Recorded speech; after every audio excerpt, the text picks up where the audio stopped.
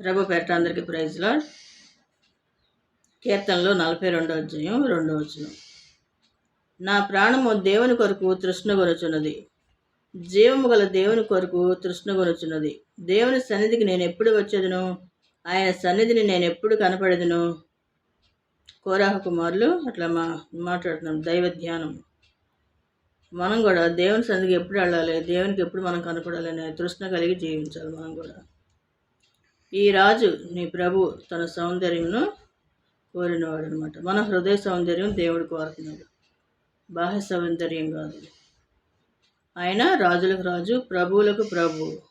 ఆయన సన్నిధిలో సంపూర్ణ సంతోషం కాదు, సంపూర్ణ సంతోషం ఉంటుంది. కాబట్టి మనం ఆయన సన్నిధికి ఎప్పుడు వెళ్ళాలా, ఆయన ఎప్పుడు ఆరాధించాలి, ఎప్పుడు కీర్తించాలనే తృష్ణ కలిగి మనం జీవించాలి. దేవునిలో పరిపూర్ణంగా జీవిస్తే మనకు సంతోషం, సమాధానం ఉంటుంది. దేవుని కృప మీ అందరికీ తోడుగా ఉండును గాక. ఆమేన్.